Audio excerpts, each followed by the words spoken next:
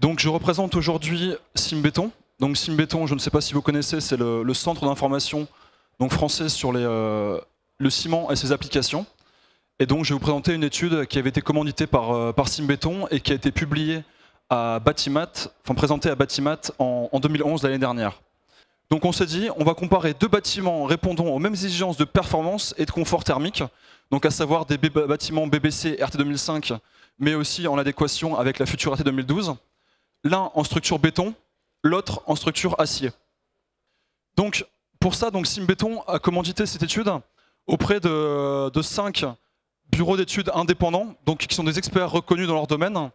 Donc CE Ingénierie, qui est un cabinet d'études de structure spécialisé en béton, mais aussi en acier, donc pour pouvoir vraiment avoir pour qu'ils aient cette double compétence pour bien définir les bâtiments à la fois pour le béton et pour l'acier.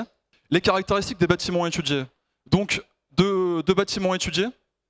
Le premier donc en béton armé et béton précontraint pour les dalles. Donc là vous avez une vue d'ensemble de 3D de la structure. Et son équivalent en structure métallique, donc avec poteau-poutre en acier et des planchers en bac collaborant. Deux équipements de chauffage testés, l'un chaudière gaz et condensation, l'autre pompe à chaleur réversible. Donc une fois de plus des équipements classiques pour obtenir des performances BBC. On est dans une étude thermique, donc il faut respecter les exigences de besoins bioclimatiques. Donc ici, dans la ligne verte qui est au-dessus, vous avez le maximum à ne pas dépasser.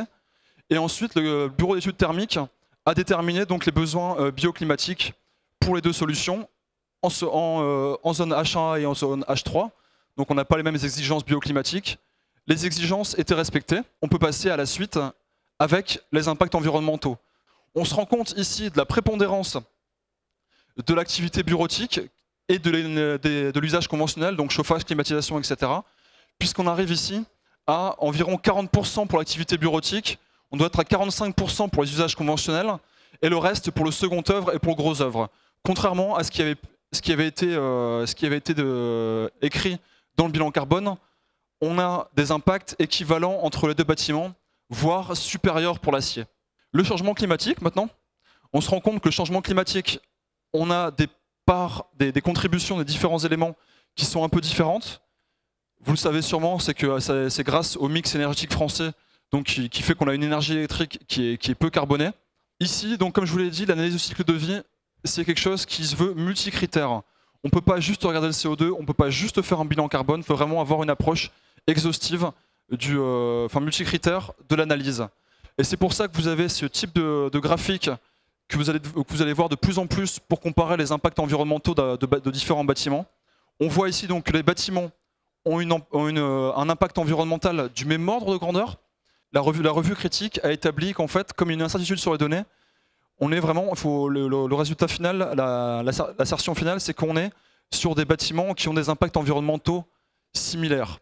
Les conclusions de cette étude, parce que c'est bien beau de mener une étude comme ça, qui était, comme vous l'avez vu, assez lourde, puisqu'on a fait appel à de nombreux cabinets d'études, de nombreux bureaux d'études, structure, thermique, acoustique, environnement. Donc un bâtiment tertiaire en béton a des impacts environnementaux plus faibles qu'un bâtiment en acier, donc pour 7 indicateurs sur 11. Donc particulièrement pollution de l'air, énergie primaire et énergie non renouvelable, et épuisement des ressources qui sont à plus de 10%. Donc voilà vraiment cette idée reçue qui n'a pas lieu d'être et qu'on voulait asseoir scientifiquement avec des études de ce type.